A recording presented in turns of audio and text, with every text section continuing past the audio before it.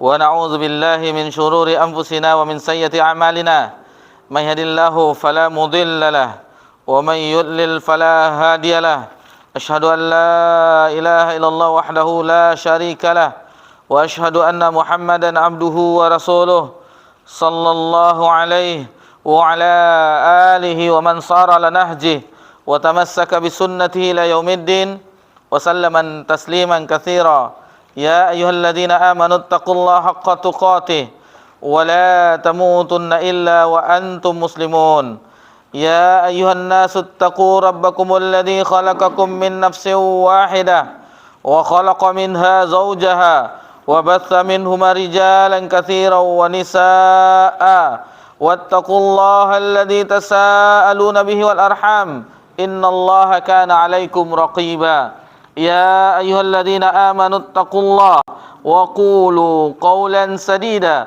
يصلح لكم أعمالكم ويغفر لكم ذنوبكم ومن يطع الله ورسوله فقد فاز فوزا عظيما ما بعد فإن أصدق الحديث كتاب الله وخير الهدي هدي محمد صلى الله عليه وسلم وشر الأمور محدثاتها وكل محدثة بدعة وكل بدعة ضلالة وكل ضلالة في النار. Alhamdulillah, puji syukur kehadirat Allah Subhanahu wa taala atas segala limpahan nikmat yang tiada terhingga.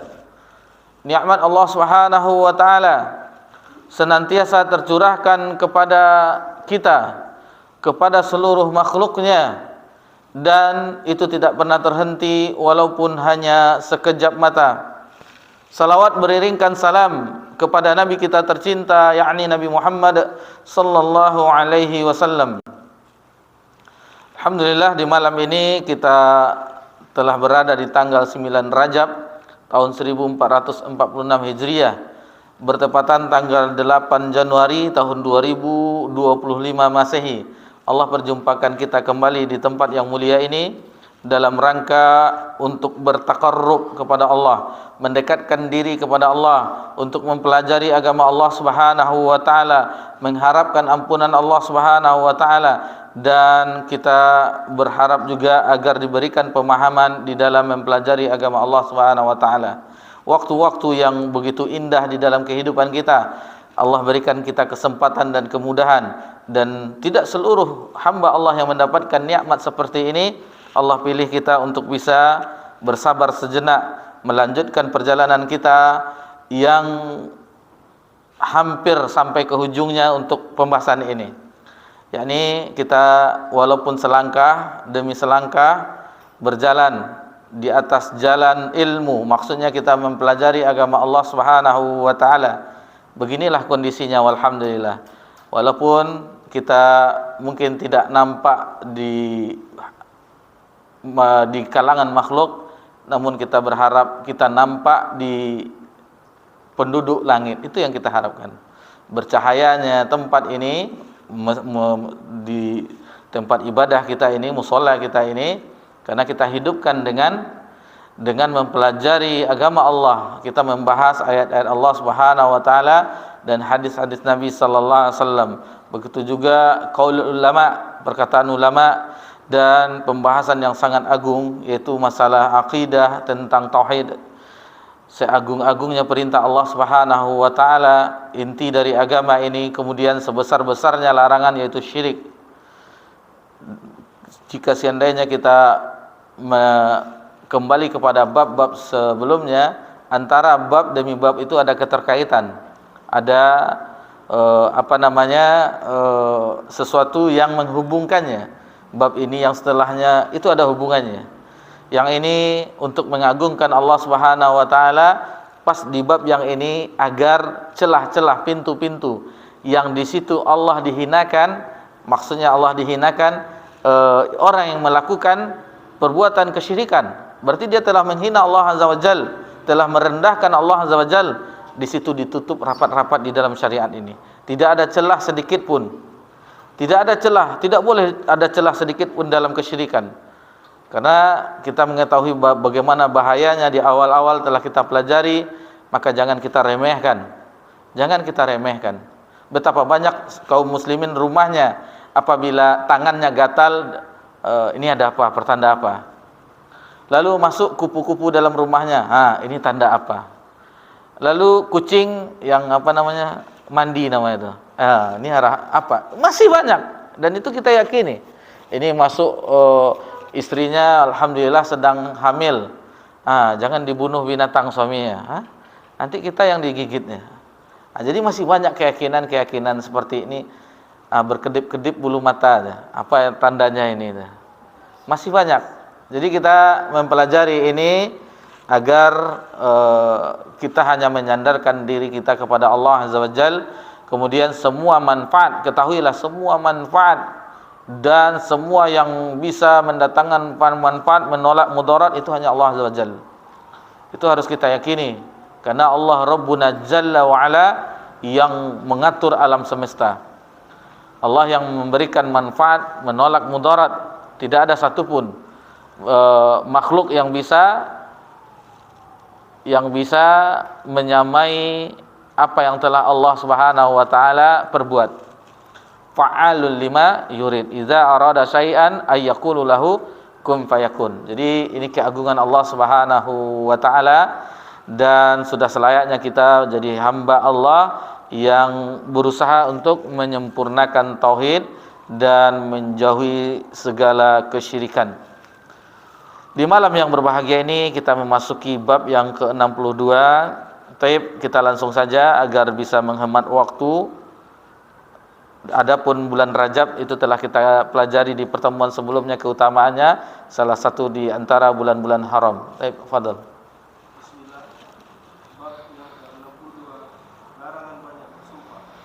Taib, muallif melanjutkan di dalam kitab Tauhid Syekh Muhammad At-Tamimi rahimahullah taala, bab yang ke-62, babun ma jaa fi kathratil halaf.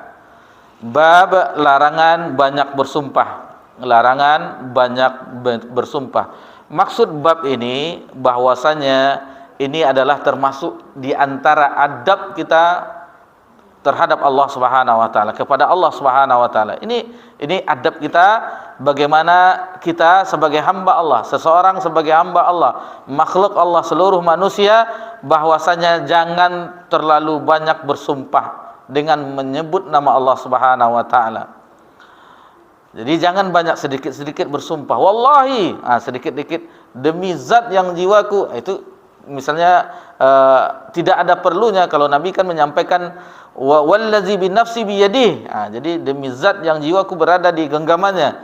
Itu boleh menekankan sesuatu pelajaran yang penting, perkara-perkara penting yang mau disampaikan, maka itu diperbolehkan. Dan masalah sumpah ini kita telah pelajari di bab sebelumnya, kalau tidak salah berkaitan dengan nazar. Beberapa bab yang awal-awal telah kita singgung.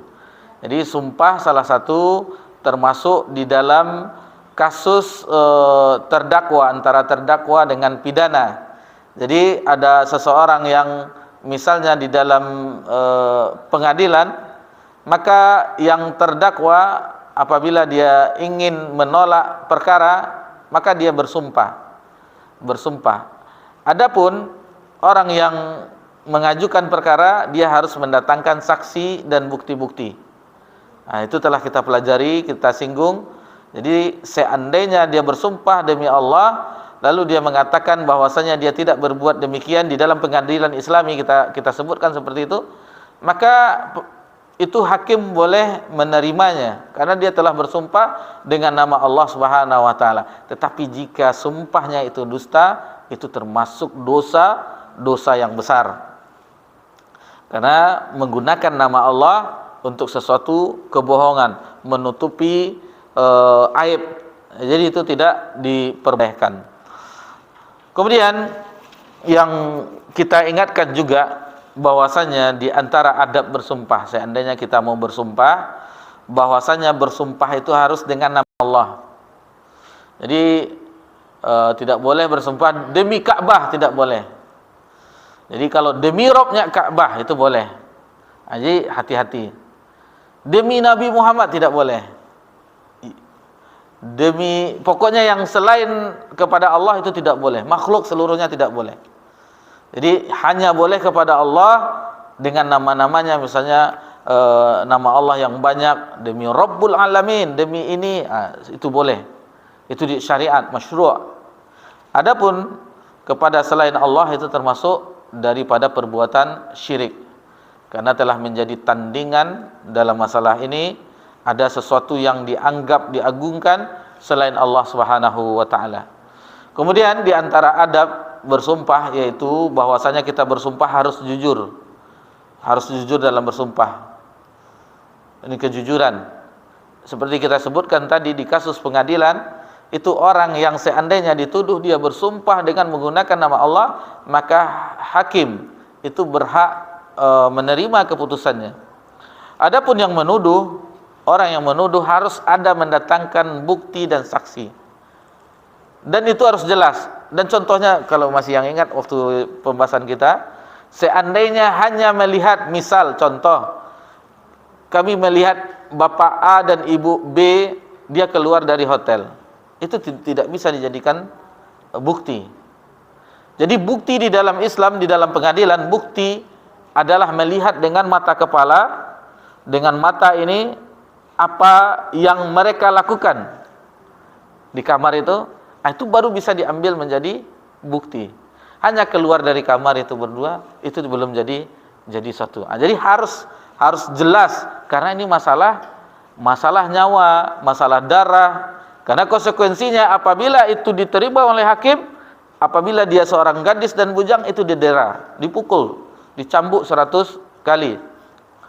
Dan apabila telah menikah, nanti insya Allah ada disinggung di sini yang orang-orang tua yang berzina, orang yang sudah menikah itu dirajam.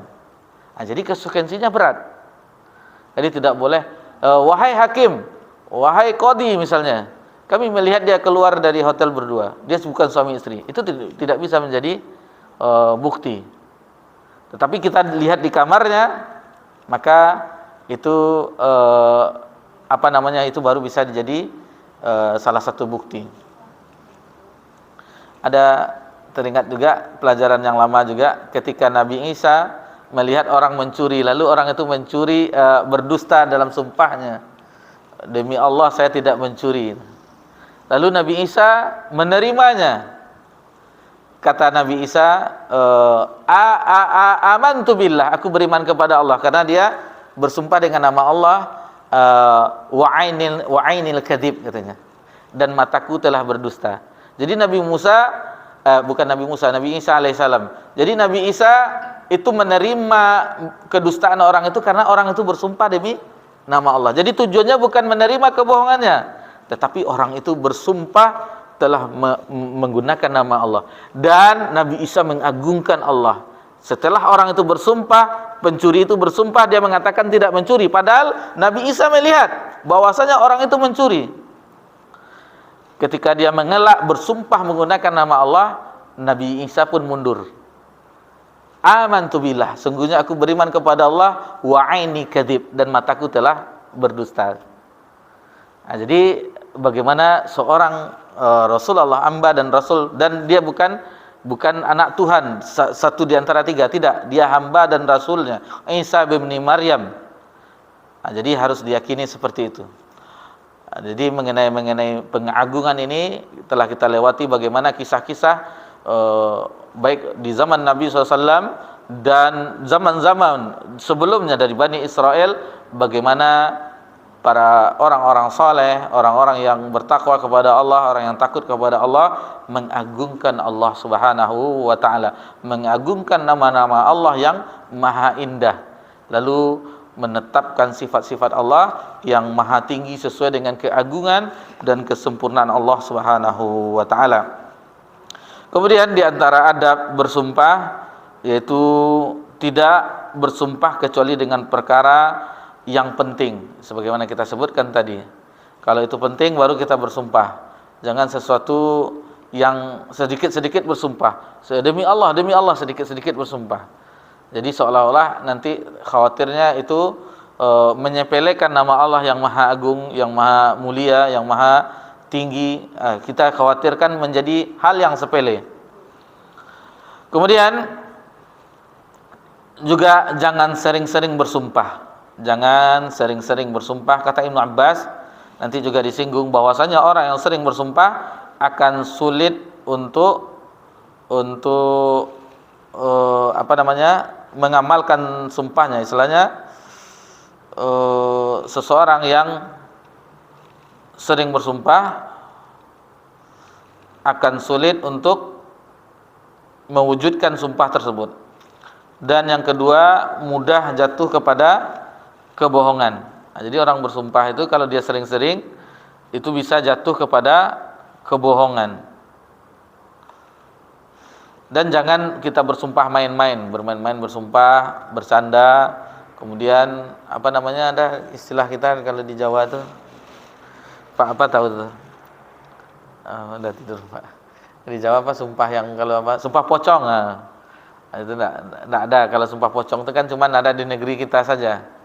Jadi tidak, kalau sudah seandainya dia mengatakan demi Rabbul Alamin, demi Robnya ini atau demi Robnya Ka'bah, maka itu sudah sah sumpahnya. Tidak perlu dipakaikan pocong-pocong. Harus pakaian pocong pula supaya diterima sumpahnya, enggak. Dan kita lihat kalau ada pelantikan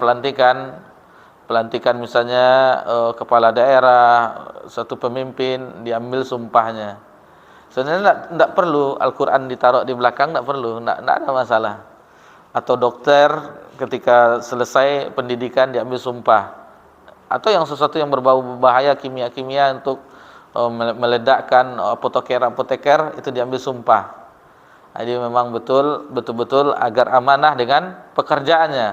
Ya, karena ini masalahnya menyangkut maslahat umum. Seperti pemimpin itu akan menyangkut maslahat umum. Kemudian orang-orang yang mengatasi masalah kesehatan masyarakat, nanti bahaya. Seharusnya ini diberikan dengan dosis yang biasa, diberi dosis tinggi, akhirnya overdosis. Mal praktek itu tidak dibolehkan. Masalah nyawa dan kesehatan, maka itu harus hati-hati dalam masalah jiwa kaum muslimin dan pada khususnya dan jiwa manusia pada umumnya. Adapun kaitan bab ini dengan tauhid adalah bahwa di antara bentuk kesempurnaan tauhid seorang hamba adalah mengagungkan Allah Subhanahu wa taala, sehingga tidak akan sembarangan di dalam bersumpah. Nanti kita insyaallah ada membahas dalam surah Al-Maidah ini bagaimana seseorang jika membatalkan sumpah, lalu jika dia membatalkan sumpah ada kafaratnya. Di sini cuma diambil potongannya.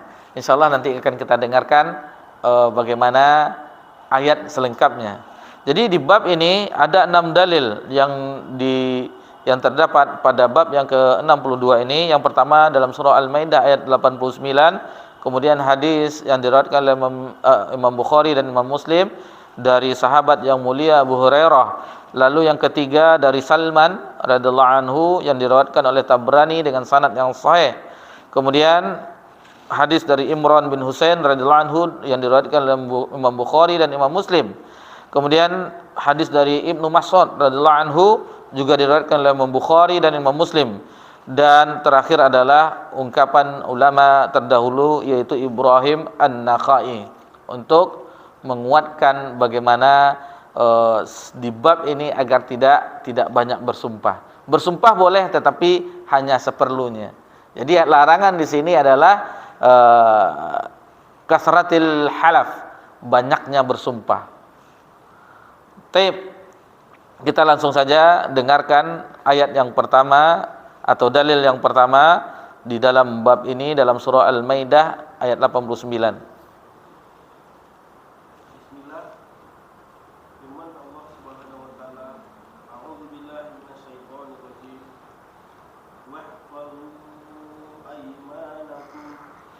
Jadi di sini muallif rahimahullah taala membuka bab ini dengan dalil dalam Al-Qur'anul Karim. Jadi metode para ulama jelas.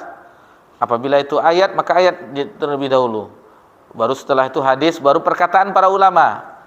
Di sini Imam An-Nakhai Ibrahim An-Nakha'i diletakkan di paling bawah karena sebelumnya ada hadis-hadis Nabi SAW. Untuk lebih memahami ayat ini dalam surah Al-Maidah ayat 89, mari kita dengarkan selengkapnya apa yang disebutkan di sini. Fadhal. Al-Maidah 89.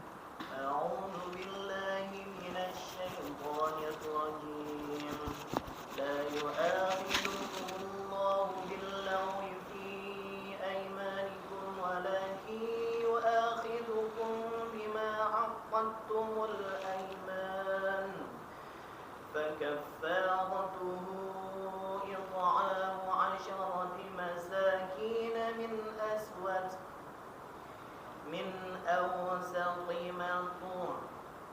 أوسط ما تطعمون أهليكم أو كسوتهم أو تحرير رقبة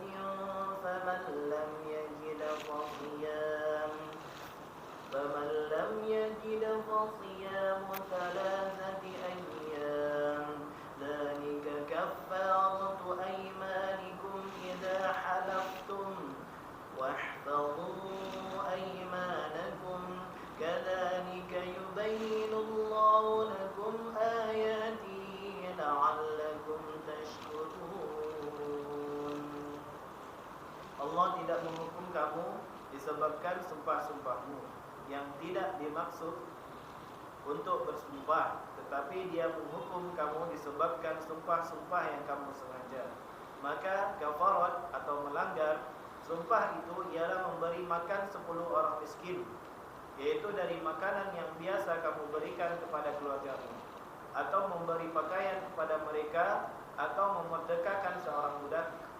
Barang siapa tidak sanggup melakukan yang demikian, maka kafaratnya puasa selama 3 hari.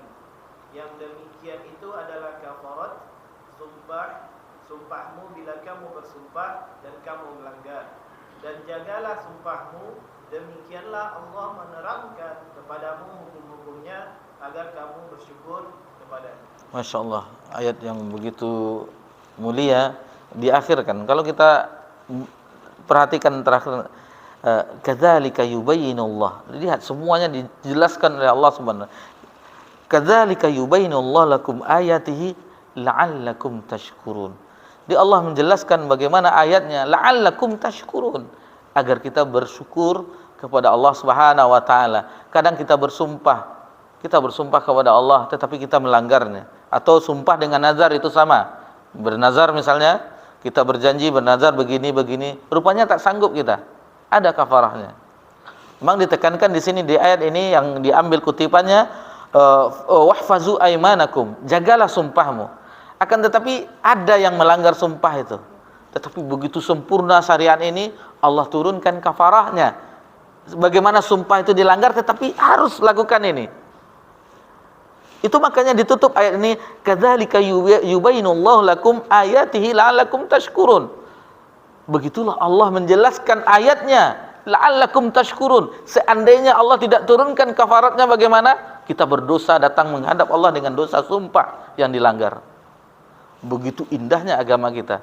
Kita mempelajari ayat-ayat Allah Subhanahu wa taala, kita pahami, lalu bagaimana masalah yang ini saja diatur oleh Allah. Apalagi masalah yang besar tentang Allah Azza wa Jal, yang kita mengenalnya melalui ayat-ayatnya, melalui hadis-hadis Nabi sallallahu alaihi wasallam. Seandainya kita tidak mempelajari Al-Qur'an ini yang Allah turunkan, juga tidak mempelajari hadis-hadis Nabi sallallahu alaihi wasallam, kita tidak akan mengenal Rabb kita. Kita tidak mengenal Allah Subhanahu wa taala. Dari mana kita mendapatkan informasinya? Kalau tidak dari sumber yang utama ini, Al-Qur'an dan sunnah yang sahih. Itu harus diyakini. Dan ketika ayat mengatakan bahwa Allah begini, lalu menjelaskan sifatnya begini, menjelaskan asmaul husnanya begini, bagaimana kita membantahnya? Allah sendiri yang mengatakan dirinya begini. Akan tetapi orang yang mendulukan ra'yunya, tidak, Allah itu tidak begitu, Allah itu tidak begitu, Allah itu tidak begitu. Apakah dia lebih tahu daripada zat yang maha agung yang menurunkan ayatnya? Apakah lebih mengetahui dari Rasul yang diutus? Jadi kalau kita sudah memahami bagaimana tentang asma wa sifat, indahnya kita membaca Al-Qur'anul Karim, mudah kita menerimanya. Tidak butuh takwil, tidak butuh tamsil, tahrif, takyif, tidak butuh itu. Kita tetapkan bagaimana Allah menurunkan sesuai dengan kebesaran dan keagungan Allah Subhanahu wa taala. Ayat-ayat yang tidak diterima oleh sebagian kelompok Mu'tazilah misalnya, atau Jahmiyah yang menolak sifat Allah, seandainya mereka lihat bagaimana kehidupan Nabi dan para sahabat, tidak ada sahabat bertanya Abu Bakar As-Siddiq, "Ya Rasulullah, apa maksud dari ayat ini bahwasanya Allah begini?" Tidak ada mereka bertanya. Karena mereka sudah memahami dengan bahasa Arab. Oh, ini maksudnya ini. Mereka paham. Cuman belakangan karena ada arus-arus pemikiran yang masuk di dalam agama ini, maka mereka tidak menerimanya. Ah, masa Allah begini? Begitu sama Allah begini, Allah Maha mendengar, berarti Allah begini sama dengan makhluk. Tidak sama. Nah, jadi masalah-masalah yang seperti ini itu yang membuat orang itu tergelincir menyelewengkan nama-nama Allah yang maha indah dan sifat-sifat Allah yang maha tinggi. Lalu apa seandainya kita tidak sanggup menjalankan sumpah kita yang kita terlanjur bersumpah? Ada kafaratnya, ada 4. Di ayat ini disebutkan yang pertama, yaitu it'amu asyarat masakin, memberi makan 10 orang fakir miskin.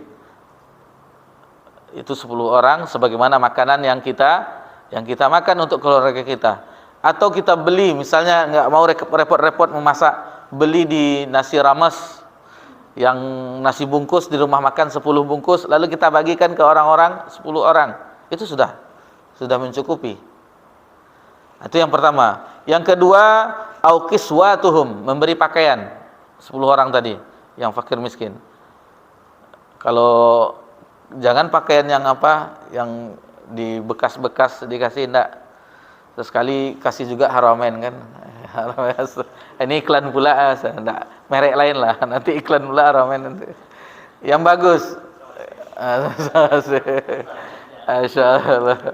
Pokoknya yang kita memakainya, jangan nanti untuk yang kita pakai mereknya ini, lalu yang kita berikan pakaian untuk penembus kafarat sumpah kita, yang ini aja lah, yang 103 ini aja lah.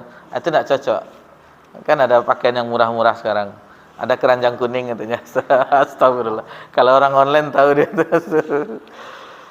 Ini sekedar bagaimana belanja sekarang mudahnya dengan jari. Dulu kalau seandainya memang diterapkan mazhab Syafi'iyah, susah kita untuk berjual beli.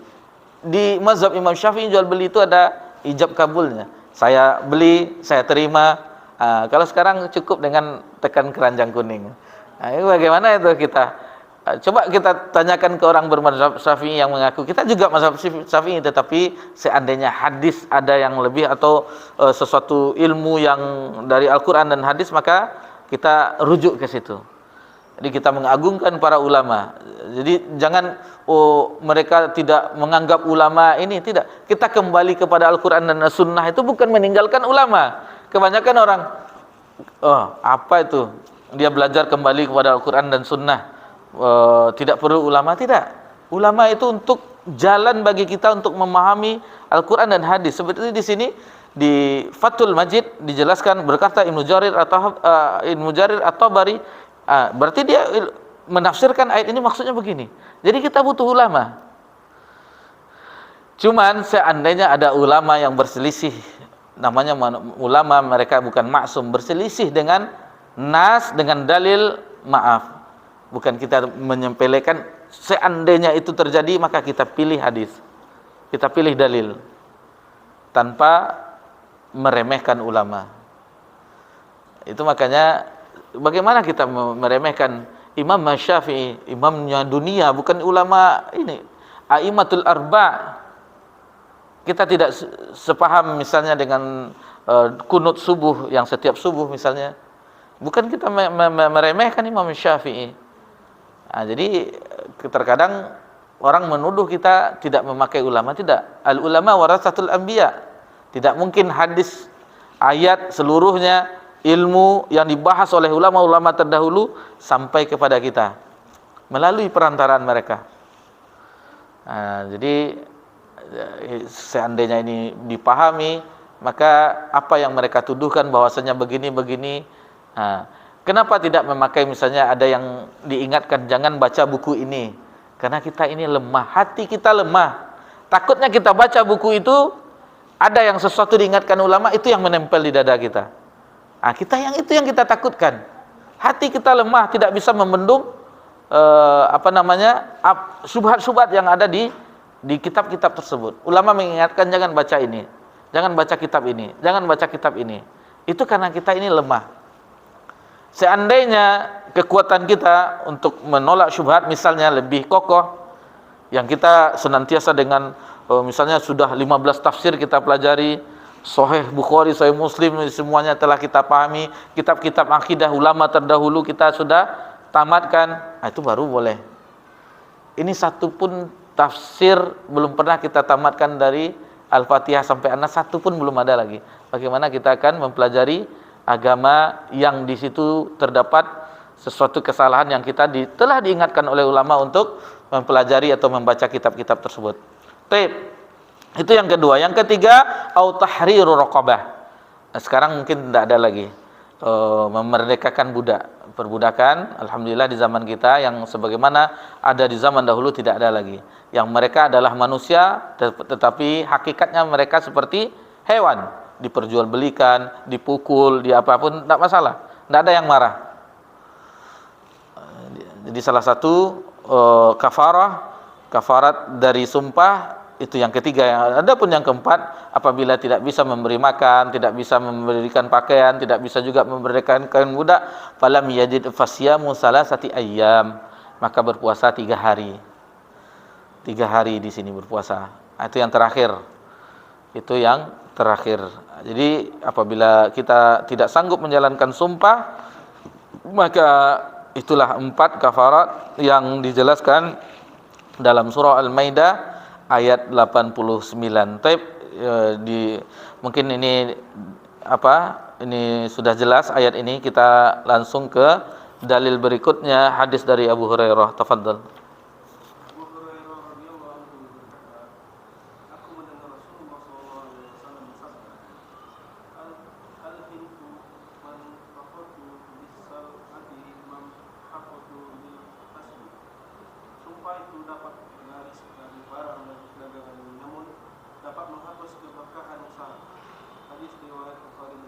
Jadi hadis dalil berikutnya yang kedua pada bab ini, an Abi Hurairah radhiyallahu anhu, Abdurrahman bin Sakhar Ad-Dausi, sami'tu Rasulullah sallallahu alaihi wasallam, aku telah mendengar Rasulullah sallallahu alaihi wasallam bersabda, yaqul al-halifu man faqatun lisil'ati mahmakatul lil kasab, akhrajahu. Jadi diriwayatkan Imam Bukhari dan Muslim. Ini bagi pedagang nih, rata-rata kita pedagang yang hadir. Hati-hati. Aku mendengar Rasulullah SAW bersabda, sumpah itu dapat melariskan barang dagangan tetapi menghapuskan berkah usaha. Ini terkadang, ini contoh kasus, dan ini contoh kasus kita bisa karena kita pedagang. Jadi ditawar sama orang, berapa harganya? Ini masih masih tradisi lama. Kalau yang di supermarket dah ada diskon sekian, harga sekian yang ada label. Nih kita masih pasar tradisional. Berapa nih? Misalnya contoh, ini 85.000. Enggak bisa 40.000. Oh, ini enggak bisa, ada modal saja belum dapat lagi. Demi Allah enggak segini. Itu udah bahaya itu. Dia bisa melariskan dagangan tetapi merusak keberkahan. Jadi diambil di sini oleh Nabi contohnya karena pedagang itu at-tujjar fujjar. Pedagang itu banyak berbuat dosa. Banyak pedagang itu berbuat dosa. Dia banyak berbohong. Ini kami tidak menuduh orang, tetapi kami sendiri terkadang astagfirullah. Ba'akalaku kan? Ini nomor 1 tarikh itu. Iku yang rancaknya, enggak ada yang menjelek barangnya. Astagfirullah, la haula wala quwata illa billah. Enggak ada yang, tapi seandainya dia jelaskan bayan, dia jelaskan aib cacat barangnya, misalnya ini barang ada sedikit lemahnya. Di sini ada digigit tikus, cuman enggak nampak deh. Cuman benangnya agak lepas misalnya. Nah, itulah sebenarnya pedagang itu. Harus dijelaskan. Biasanya kami jual 70.000 karena cacat ini berapa dulu? Berapa sanggupnya? Nah, boleh seperti itu. Jadi kita jelaskan, nanti orang itu buka di rumah dia nggak kaget lagi. Coba dia beli 72.000 harga biasa sampai apalah orang nih, barang apa dijualnya nih. Kan kita tidak dapat berkah, orang itu nggak datang lagi sama kita dan seterusnya. Lalu bagaimana Nabi Shallallahu Alaihi Wasallam ketika berdagang menjual dagangan Khadijah radhiyallahu anha sebelum menikah, betapa berlipat-lipat keuntungan yang diperoleh. Dengan itulah Khadijah jatuh cinta kepada Nabi Shallallahu Alaihi Wasallam, sehingga ketika itu diutuslah agar mau menikah dengan Khadijah. Jadi yang mau itu adalah Khadijah. Melihat bagaimana ketika berdagang, dan kita mengetahui bahwasanya li'ila fi Quraisy ila fi rihlatat sita'i was-saif. Jadi orang-orang Quraisy itu berdagang itu dari di musim panas mereka berdagang ke apa namanya? Ke Yaman. Bukan, ke Syam. Musim dingin baru ke Yaman. Nah, itu bagaimana mereka ahlinya mereka berdagang. Dan rata-rata kalau untuk kafir Quraisy, mereka Quraisy lah, suku Quraisy, bukan kafirnya. Quraisy itu memang ahli berdagang mereka. Mereka ambil barang ini lalu dibawa dari Syam, itu mereka bawa lagi ke Mekah untuk dijual. Begitu juga dari Yaman, mereka membawa barang ke Yaman dan pulang dari Yaman bukan kosong muatannya. Diambil apa yang dibutuhkan untuk orang-orang di Mekah, penduduk Mekah. Jadi mereka bawa dapat untung, mereka kembali pulang dapat untung juga. Itu makanya entah ya tanda kenapa kata-kata Quraisy itu dipakai untuk ekonomi indeks kurs. Itu dari Quraisy kata. Tapi wallahu alam tak ada sanadnya. Tapi itu memang itu katanya. Enggak ada, mana ada kata-kata bahasa Inggris seperti itu. Ini kan Quraisy, kurs gitu kan. Ini bagaimana mereka dahulu menguasai perdagangan. Kita azan dulu, insyaallah setelah azan kita lanjutkan bahasanya insyaallah.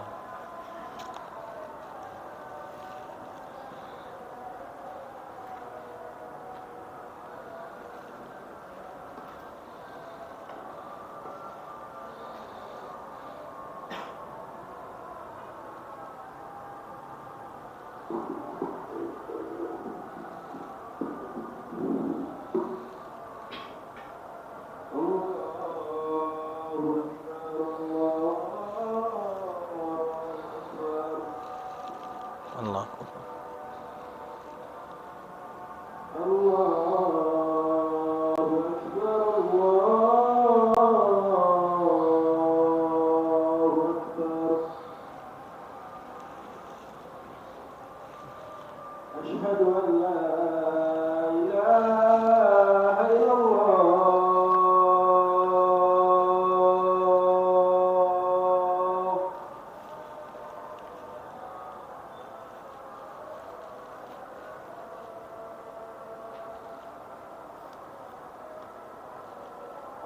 أشهد أن لا إله إلا الله.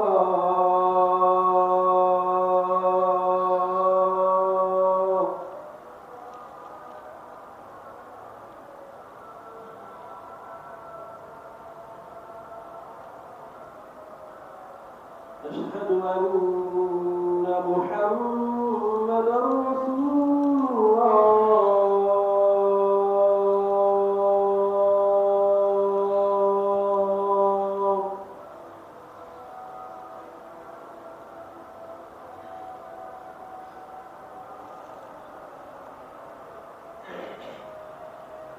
أشهد أن محمدا رسول الله.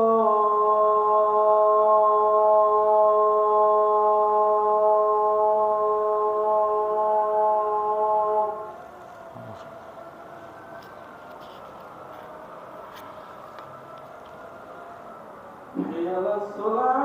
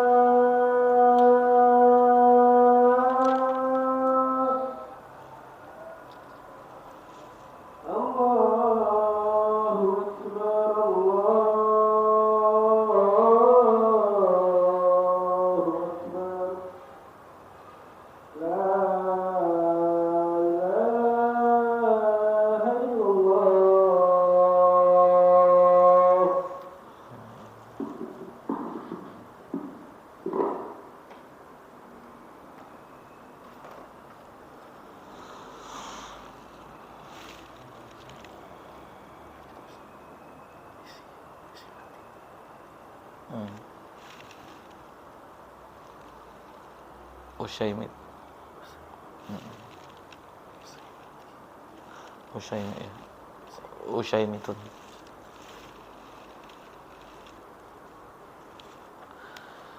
Alhamdulillah wassalatu wassalamu ala Rasulillah ma ba'd. Baik, ikhwani fiddin wa akhwati fillah rahimakumullah, kita lanjutkan tadi mengenai pedagang, hadis dari Abu Hurairah yang diriwayatkan oleh Imam Bukhari dan Imam Muslim bahwasanya sumpah itu bisa melariskan dagangan tetapi mencabut keberkahan. Itu bagaimana seorang pedagang itu harus berkah, yang penting. Berkah itu sudah termasuk untung di dalamnya. Tetapi untung belum tentu berkah. Jadi jangan kita pakai mazhab si aseng yang mata sipit. Karena mereka yang penting untung. Nanti rugi jangan. Jadi kita bagaimana berkah sehingga dagangan itu menjadi nilai yang bertambah. Jadi berkah itu yang sama-sama kita ketahui, al barakatu azyadatul khair. Berkah itu bertambahnya kebaikan. Dengan keuntungan yang kita dapat karena di situ keberkahan, kita bisa menafkahi yang pertama orang tua kita, ibu bapak kita. Kemudian istri dan anak-anak kita dengan yang halalan thayyibah. Kemudian setelah itu ada lagi bisa membantu yang lainnya, tetangga yang susah, fakir miskin, infak, sedekah, zakat, bisa haji, bisa umroh, itu keberkahan.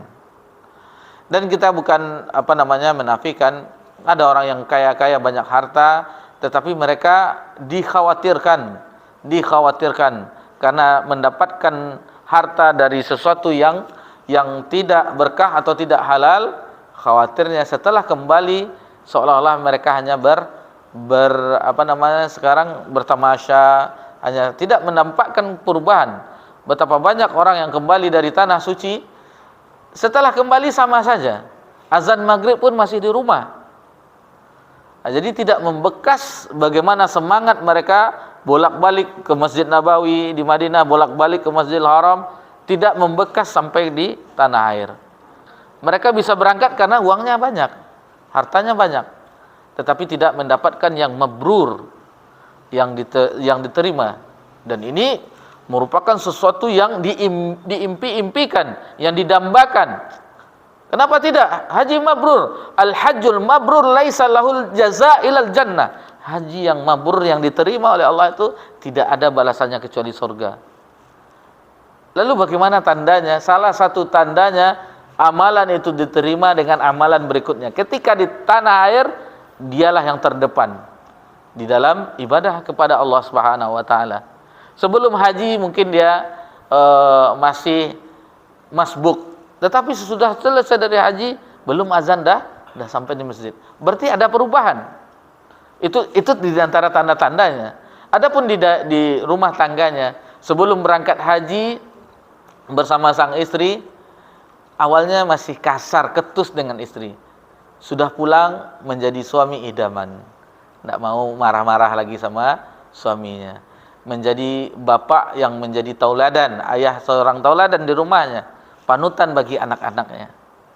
Nah ini kadang-kadang sang anak disuruh, ngafal lah, murojaah, tetapi dia nggak megang mushaf, megang HP main.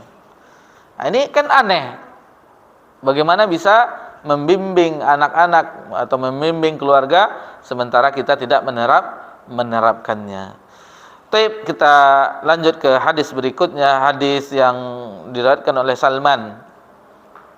Diriwayatkan dari Salman radhiyallahu anhu bahwa Rasulullah sallallahu alaihi wasallam bersabda, "Salatatu la yukallimuhumullahu wa la yuzakkihim wa lahum adzabun alim.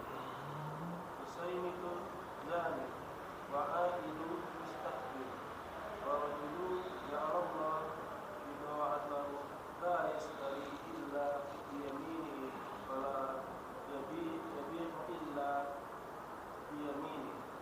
Tiga orang yang mereka itu tidak diajak bicara dan tidak disucikan oleh Allah pada hari kiamat, dan mereka menerima azab yang pedih, yaitu yang orang yang sudah berupa tua yang berzina, orang yang miskin yang sombong, dan orang yang menjadikan Allah sebagai barang dagangan. Dia tidak membeli atau menjual kecuali dengan bersumpah. Hadis riwayat Tabrani dengan sanad yang sahih. Baik. Kemudian hadis dari Salman. Salman di sini yang dijelaskan oleh pensyarah, yakni Syekh Abdurrahman Hasan Al-Syekh dalam Fathul Majid. Beliau ragu Salman yang mana ini. Cuman beliau jelaskan kemungkinan Salman Al-Farisi radhiyallahu anhu. Yang kita mengetahui bahwasanya Salman Al-Farisi itu adalah seorang sahabat yang berasal dari Persia, yang dia adalah seorang yang menjaga api sembahan orang Persia. Keluarganya ahli taatlah dalam agama Majusi tersebut. Kemudian dengan perjalanannya mencari hidayah, sempat juga menganut Yahudi, Nasrani, sampai terakhir dapat informasi bahwasanya nanti akan ada nabi akhir zaman itu yang banyak kurmanya. Dapat informasi bagaimana dia menuju ke Madinah, akhirnya ditipu menjadi seorang yang menjadi budak dia. Jadi untuk awal-awal dia belum bisa ikut perang Badar, perang Uhud dan yang lainnya. Tetapi di tahun ke-5 Hijriah pas perang Khandaq itu telah masuk Islam beliau. Perang Khandaq atau perang Ahzab, perang sekutu yang terjadi tahun 5 Hijriah, dan itu peperangan yang paling besar yang terjadi antara kafir Quraisy dengan Nabi SAW, karena mereka bersekutu dengan kabilah-kabilah yang ada di situ. Kafir Quraisy kemudian dengan orang-orang Yahudi, Bani Qainuqa, Bani Nadir dan Bani Quraidah dan seterusnya. Nah, jadi mereka bersekutu, itu terkumpul 10.000 pasukan. 10.000 pasukan, kata ulama sirah sejarah, seandainya mereka bisa memasuki Madinah, maka Madinah hancur semuanya. Anak-anak wanita itu mati semuanya. 10.000 pasukan yang besar. Dan ketika mereka sudah terkumpul sekutu Ahzab, maka berundinglah Nabi sallallahu alaihi wasallam, muncullah ide-ide, ada memberi usulan begini, ada memberi usulan, kita songsong saja mereka ya Rasulullah, kita kejar mereka agar terjadi seperti di perang Badar atau perang Uhud atau yang lainnya. Lalu Salman Al-Farisi radhiyallahu anhu memberikan usulan. Dulu kami di Persia, ketika terjadi pengepungan maka kami menggali parit.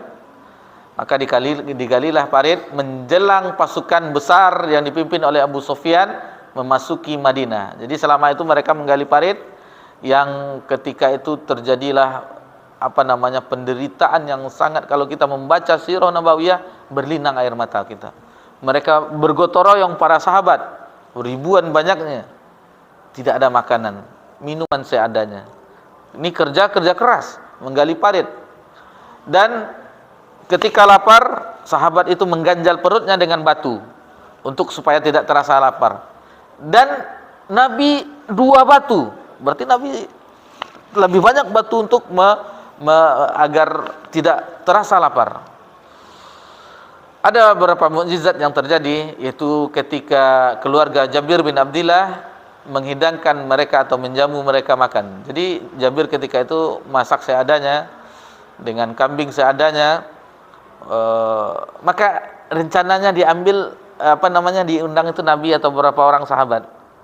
Lalu Nabi mengatakan, apakah ada? Ada. Lalu kata Nabi, umumkan, seluruhnya akan makan. Jadi dengan kalau kita tenong panci. Jadi ketika diambil semuanya dapat sebanyak ribuan. Mukjizat Nabi, Nabi berdoa dan mukjizat Nabi semuanya mendapatkan, dan keluarga Jabir pun masih tersisa. Nah, jadi itu mukjizat Nabi sallallahu alaihi wasallam ketika perang menggali parit Khandaq. Ketika sahabat, ada cerita yang lainnya, tidak sanggup menggali, ada sesuatu yang keras seperti batu, tidak ada di antara sahabat yang bisa menghancurkannya. Maka dipanggillah Nabi SAW. Ketika Nabi mengambil paculnya itu, dihentakkan oleh Nabi, maka pecah. Lalu Nabi mengatakan, Nabi melihat merah-merah dan putih-putih. Maksudnya nanti kekuasaan Romawi dan Persia akan takluk kepada kaum muslimin. Dan ternyata apa yang dikhabarkan Nabi di kekhalifahan Umar bin Khattab, itu Romawi dan Persia itu tunduk kepada pasukan kaum muslimin, kalah mereka. Dan di peristiwa perang Khandaq juga bisa kita ambil pelajaran bagaimana perang itu yang perang terakhir diserang. Maksudnya itulah terakhirnya Nabi sallallahu alaihi wasallam diserang di Madinah, pasukan diserang. Setelah perang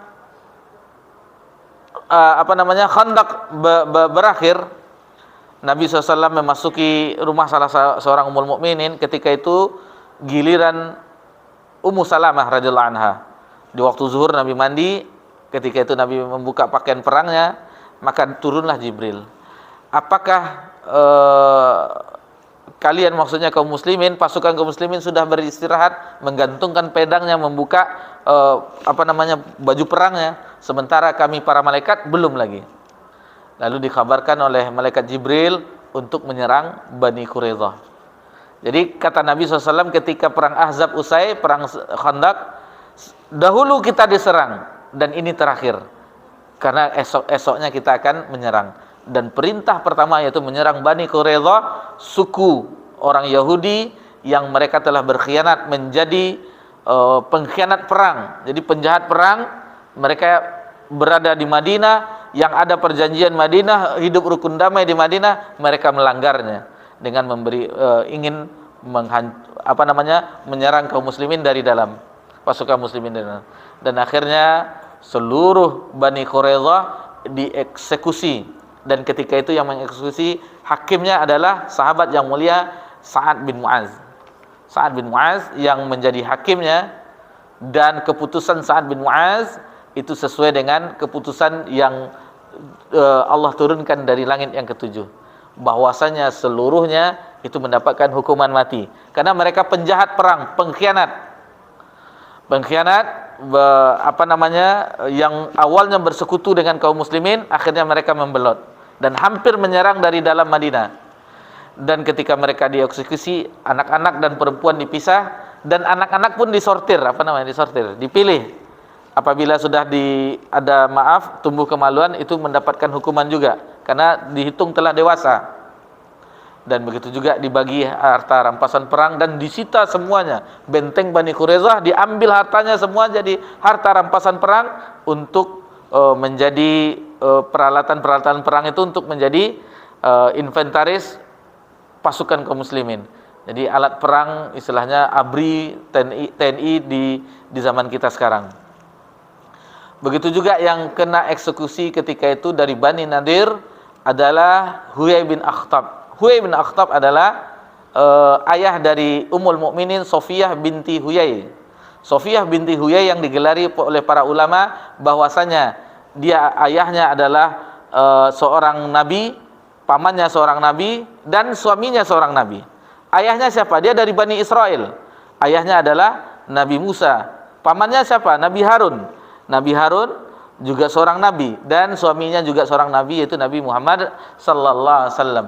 Dan Sofiyah binti Huyai pertama, sebelum awal-awalnya beliau pernah berucap bahwasanya manusia yang paling dibencinya di permukaan bumi ini adalah Nabi Muhammad SAW, karena telah mengeksekusi pasukan muslimin mengeksekusi ayahnya Huyai bin Akhtab dari Bani Nadir yang bersekongkol dengan Bani Quraidah, dihukum mati juga. Itu makanya dia paling benci terhadap Nabi SAW. Maka terjadilah pernikahan dengan Sofiyah binti Huyai. Dengan berjalannya waktu, bagaimana perlakuan Nabi SAW, lembutnya Nabi SAW, Nabi menganggapnya seorang istri. Khairukum khairu min ahli wa ana khairu min ahli. Sebaik-baik kalian adalah yang paling baik terhadap istrinya, aku adalah orang yang terbaik. Dan di antara kisah romantisnya, Sofiyah adalah seorang yang berperawakan agak pendek. Ketika menaiki kendaraan, maka Nabi menjadikan pahanya untuk menjadi tangganya. Bagaimana romantisnya Nabi SAW. Lalu Sofiyah pun di akhirnya mengucapkan, tidak ada manusia yang paling dicintainya melainkan suaminya, Nabi Muhammad SAW. Yang awalnya yang paling dibenci menjadi orang yang paling dicintai.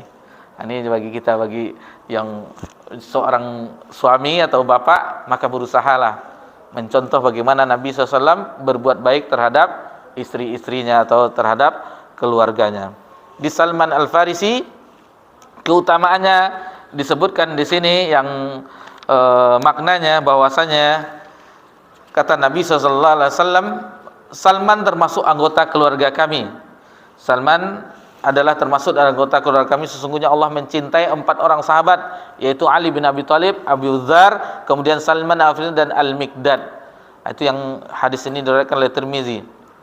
Jadi Salman Al-Farisi pernah menjadi pemimpin, 30.000 orang yang dipimpinnya, dan beliau pernah berkhutbah di hadapan mereka. Di zaman Khalifah Utsman, beliau pun wafat di tahun 36 Hijriah dalam usia 78 tahun. Lalu kata Syekh Abdurrahman Hasan Al-Syekh, Salman di sini bisa jadi juga Salman bin Amir bin Aus Ad-Dabbi. Kalau tidak Salman Al-Farisi, kalau tidak Salman bin Amir bin Aus Ad-Dabbi. Nah, jadi ada dua kemungkinan siapa Salman radhiyallahu anhu yang meriwayatkan hadis Nabi sallallahu alaihi wasallam ini. Taib. Bunyi hadis tersebut, salasatun la yukallimuhullah. 3 orang yang mereka itu tidak diajak bicara oleh Allah. Di sini kita ambil bagaimana ada sifat bagi Allah kalam, berbicara. Jangan kita seperti orang Jahmiyah, orang Mu'tazilah atau Asy'ariyah yang mereka tidak meyakini Allah itu ada sifat kalam, berbicara. Sementara di sini salasatun la yukallimullah. Ada kata-kata Allah itu berbicara ya di hari kiamat. Dan di dunia ada ketika dengan Nabi Musa diturunkan Taurat kepada Nabi Musa di Tursina, Bukit Tursina. Wa kalamallahu Musa taklima. Jadi Nabi Musa benar-benar berbicara, Allah benar-benar berbicara dengan Nabi Musa, dan gelar Nabi Musa adalah kalamullah. Nabi Ibrahim Khalilullah, adapun Nabi Musa kalamullah. Nabi Muhammad SAW juga kalamullah. Jadi ini harus kita tetapkan. Harus kita tetapkan sesuai dengan kebesaran dan keagungan Allah Subhanahu wa taala. Kemudian di hadis ini disebutkan wala yuzakkihim walahum adzabun alim. Sudah tidak diajak berbicara di hari kiamat, tidak disucikan juga, walahum adzabun alim, dan mendapatkan azab yang sangat pedih. Siapa mereka? Yaitu Usyaimitun Zan, orang tua yang sudah beruban. Maksudnya orang tua yang sudah beruban yang melakukan zina. Ini berbahaya. Itu nanti di hari kiamat tidak diajak berbicara oleh Allah, tidak dilihat oleh Allah, dan bagi mereka azab yang pedih. Jadi kenapa? Karena mereka orang yang tua yang sudah beruban ini sudah tidak tahu diri. Ini hati-hati bagi yang menurut psikologi atau menurut ilmu kejiwaan, puber itu berulang. Ada puber. Mungkin kita merasakan ada puber berulang, mungkin di umur 40-an, itu kita merasakan sebagaimana muda dahulu dengan lawan jenis. Ini hati-hati Bapak di kantor Pak, Ibu nanti sudah lewat ya Pak ya. mudah-mudahan dah lewat. Nah, karena di kantor kan ada ibu-ibu juga kan, nah itu Pak ya. Dan pernah cerita teman ini cerita Pak, di kantor katanya, dia tahu temannya ini. Jadi satu kantor ditawarinya, Bu, udah sarapan Bu, sarapan yuk Bu, di kantin barengan. Padahal istrinya enggak sarapan di rumah ya. Astagfirullahaladzim. Ada apa betul Pak? Astagfirullah. Nah, ini bahayanya kalau tempat kerja seperti itu. Tapi bagi orang yang Allah jaga, tetap terjaga dengan sesuai dengan hubungan kerja saja. Jangan sampai berduaan di dalam kantor, bahaya karena yang ketiganya syaitan atau dinas-dinas yang ini berbahaya karena banyak kasus-kasus yang kita ketahui luar kota akhirnya terjadilah apa yang tidak diinginkan. Jadi hati-hati. Nah, jadi orang yang beruban, kenapa dia mendapatkan yang tidak diajak berbicara, yang tidak disucikan, karena dia telah pernah menikah dengan ini segala dan usia tua lagi, mau juga melakukan hal-hal yang keji ini, Seandainya mampu, masih ada tenaga, tambah syariat. Ankihu ma taba alaikum minan nisa masna wa sulasa wa ruba'. Nikailah wanita yang engkau sukai 2, 3 dan 4. Fa in kuntum ala ta'dilu fawahidah. Jika khawatir tak berbuat adil baru 1. Nah, jadi ada solusinya dalam agama kita.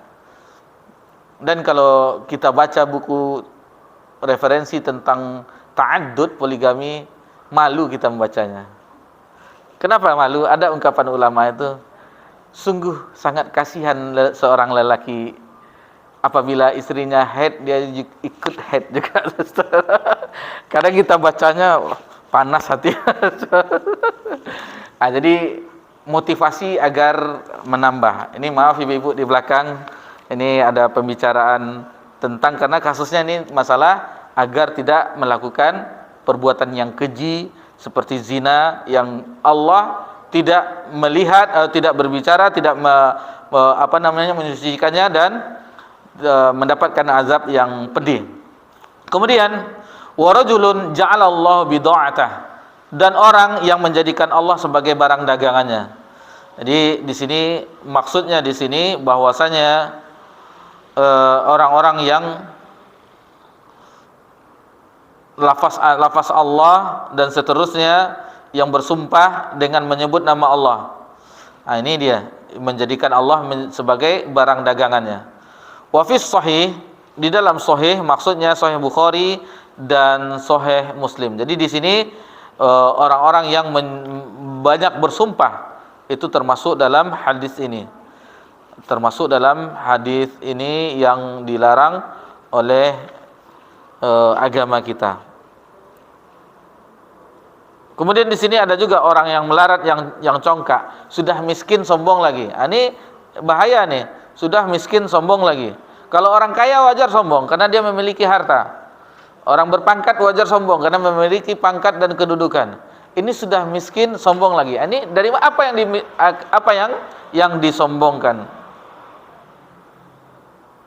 Nah, jadi tentang menjadikan Allah sebagai barang dagangan, maksudnya dia membeli dan menjual kecuali dengan bersumpah menyebut nama Allah.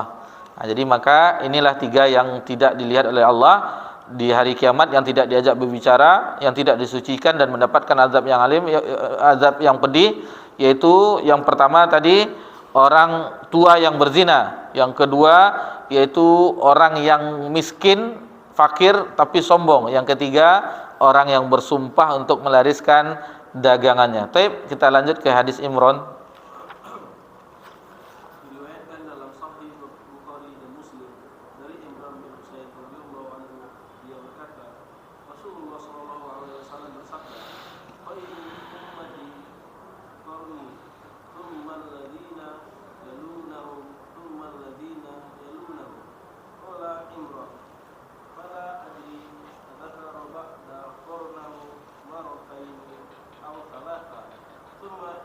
ba'dakum qaumun yashhadun wa la yustashhadun wa yakununa wa la yu'tamanun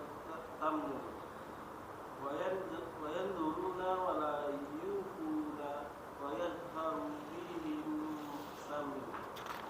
Sebaik-baik umatku adalah mereka yang hidup pada masaku, kemudian generasi berikutnya lagi.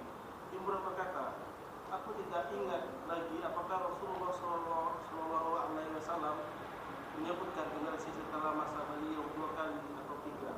Kemudian akan ada setelah masa kalian orang-orang yang memberikan kesaksian sebelum dia minta. Mereka berkhianat dan tidak dapat dipercaya. Mereka bernazar tapi tidak memenuhi nazarnya. Dan pada mereka tampak gemuk-gemuk.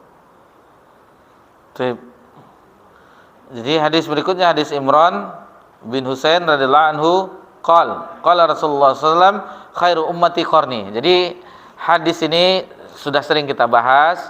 Sebaik-baik umat manusia adalah di zamanku, yaitu para sahabat. Itu sebaik-baik umat Islam generasi ini. Dalam ilmu, dalam iman, dalam amal soleh, mereka lah yang terdepan. Di zaman mereka itu mereka berlomba-lomba demi kebaikan. Di zaman mereka itu mereka semuanya ulama, karena langsung menimba ilmu dari Nabi sallallahu alaihi wasallam.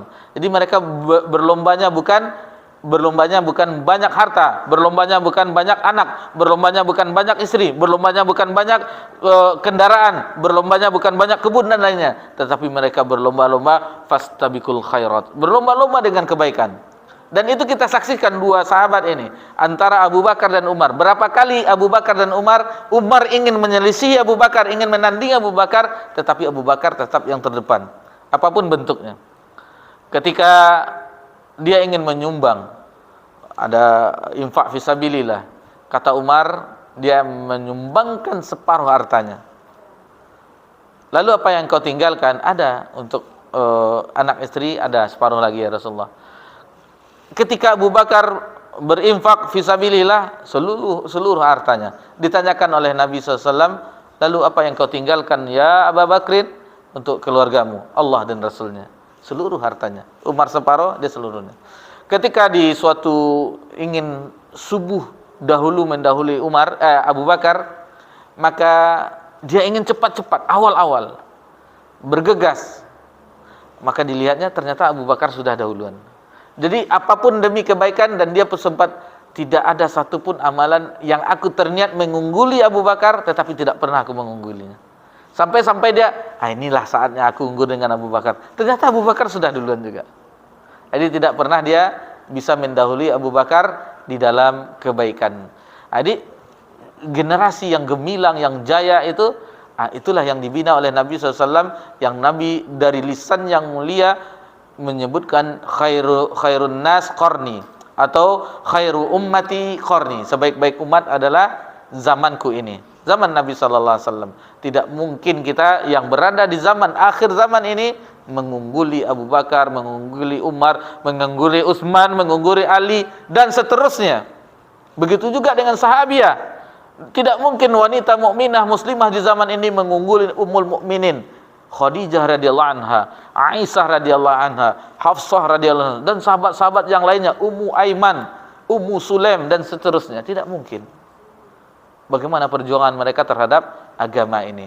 Jadi Nabi langsung mentazkiyah, merekomendasi mereka. Dan bersyukurlah kepada Allah, Allah berikan kita petunjuk hidayah agar bisa mengikuti sebaik-baik umat. Ini nikmat dari Allah Subhanahu wa taala. Dan harus kita sadari betapa besarnya nikmat Allah Subhanahu wa taala yang Allah limpahkan kepada kita. Coba kita seandainya seorang Rafidah, seandainya kita seorang Khawarij, seandainya kita seorang Jahmiyah, tentu tidak sesuai dengan apa yang dipahami oleh sahabat Nabi radhiyallahu anhum ajma'in. Tsummal ladzina yalunahum, kemudian generasi berikutnya, yaitu maksudnya tabi'in, kemudian tsummal ladzina yalunahum, generasi berikutnya tabi'ut tabi'in. Qala Imran, berkata Imran, fala adri azkara ba'da qarnihi maratain aw thalathan. Kata Imran, apakah Nabi itu mengucapkannya 2 kali atau 3 kali? Ragu dia. Tsumma inna ba'dakum qauman yashhaduna wa la yastashhaduna. Ini dia. Kemudian akan ada sesudah kamu sekalian orang-orang yang memberikan kesaksian tanpa diminta kesaksian mereka. Ini dia di zamannya. Wa yakhununa wa la yu'tamanun. Mereka berkhianat dan tidak dapat dipercaya. Ini akan datang zamannya, kata Nabi SAW, khabar nubuwah. Nabi mengabarkan bahwa zaman itu akan terjadi. Inilah terjadi zaman kita. Nabi mengabarkan jika engkau berumur panjang, sayatikum ikhtilafan katsira. Jika engkau berumur panjang akan engkau jumpai orang banyak berselisih. Nabi kabarkan.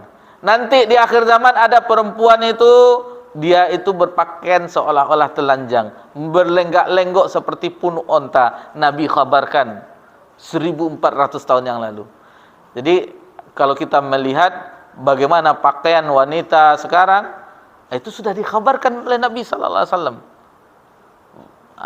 Seterusnya, nanti umatku akan menghalalkan khamar, zina dan alat-alat musik. Jadi kalau ada orang mengatakan ini boleh-boleh, Nabi sudah kabarkan yang awalnya haram dihalalkan oleh umatnya. Semuanya dikhabarkan oleh Nabi sallallahu alaihi wasallam. Kalau kita pelajari nas-nas Al-Qur'an dan hadis, maka kita tidak aneh melihat kehidupan di zaman ini. Sudah dikhabarkan semuanya oleh Nabi sallallahu alaihi wasallam 1400 tahun yang lalu. Inilah namanya khabar nubuwah. Khabar bagaimana Nabi mengatakan ini terjadi, ini terjadi, ini terjadi.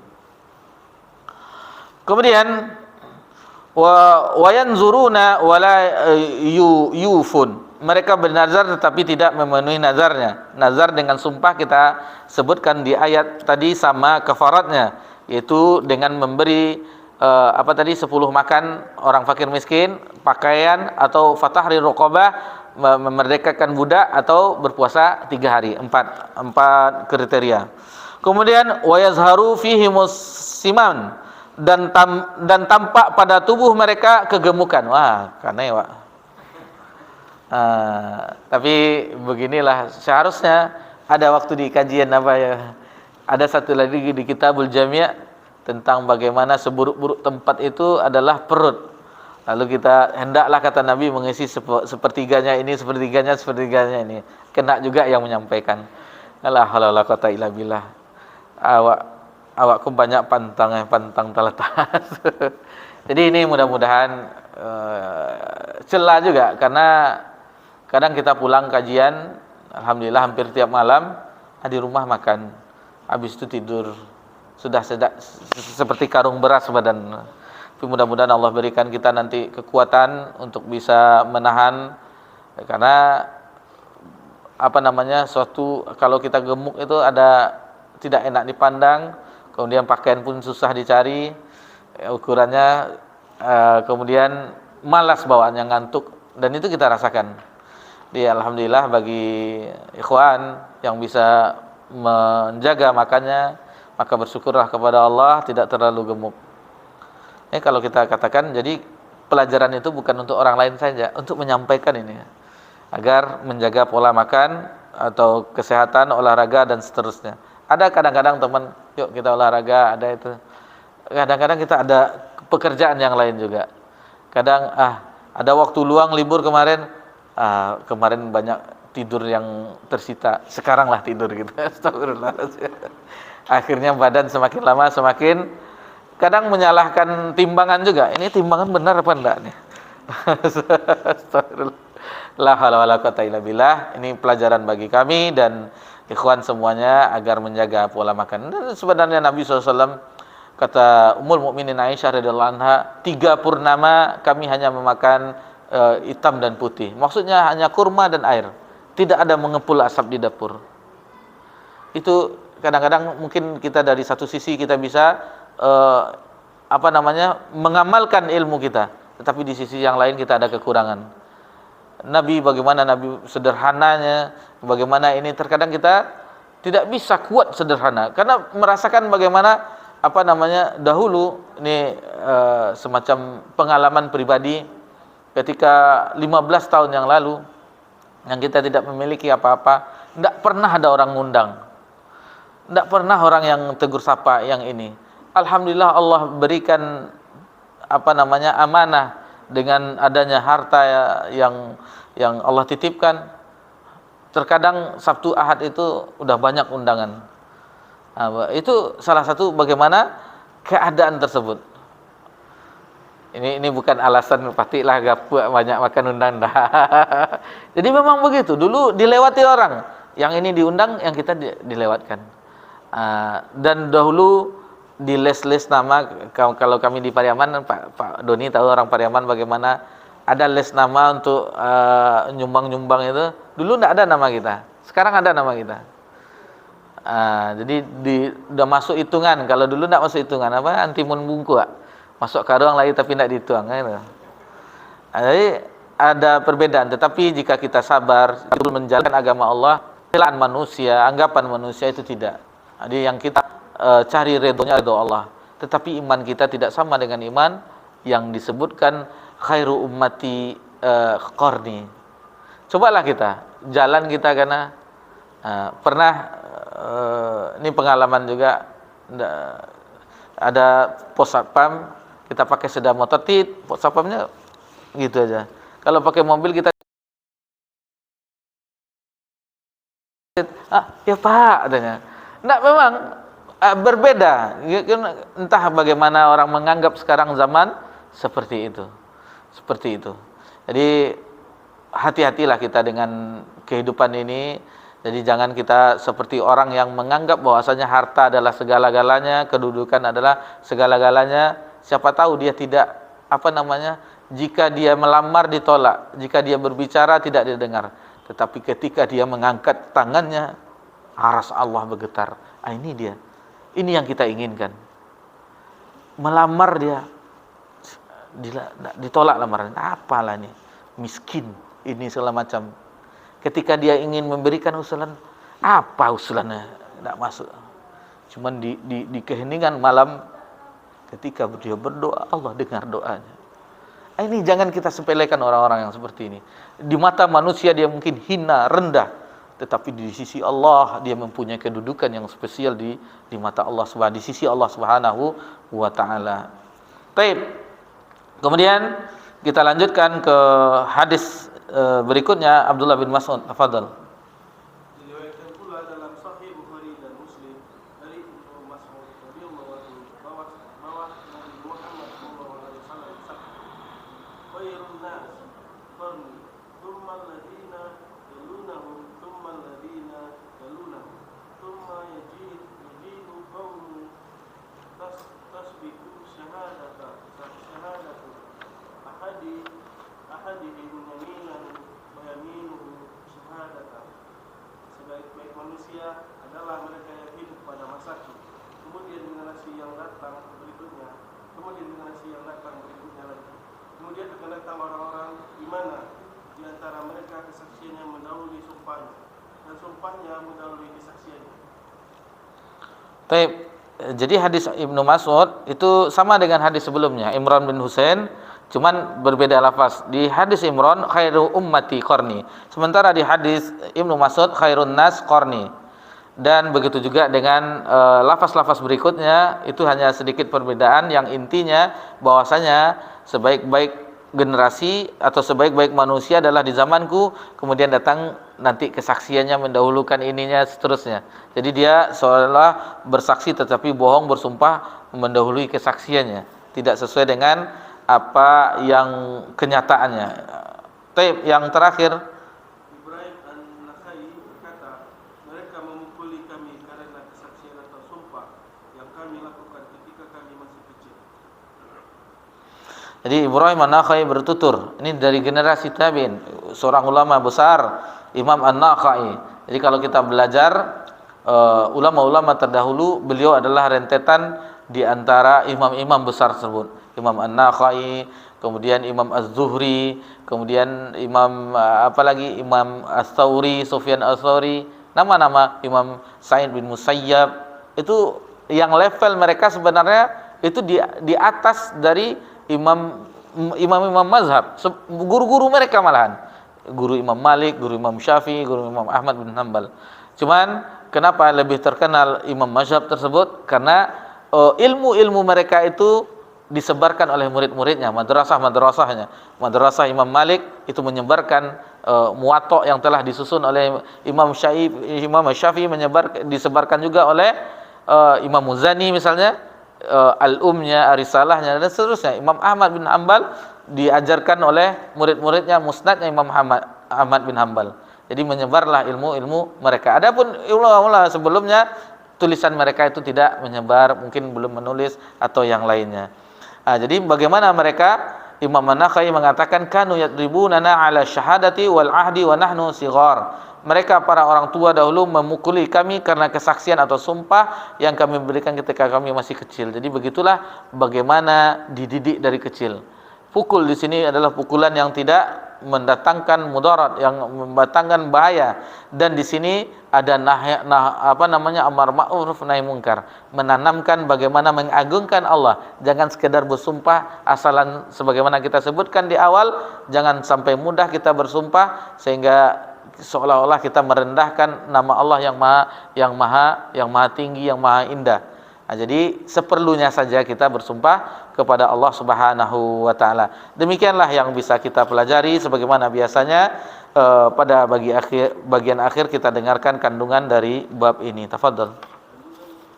Kandungan bab ini. Yang pertama, adanya wasiat dari Allah untuk menjaga sumpah. Kedua, penjelasan Rasulullah SAW bahwa sumpah itu dapat melariskan barang dagangan, tapi ia juga dapat menghapus keberkahan usaha itu. Yang ketiga, ancaman berat bagi orang yang selalu bersumpah, baik ketika menjual atau membeli.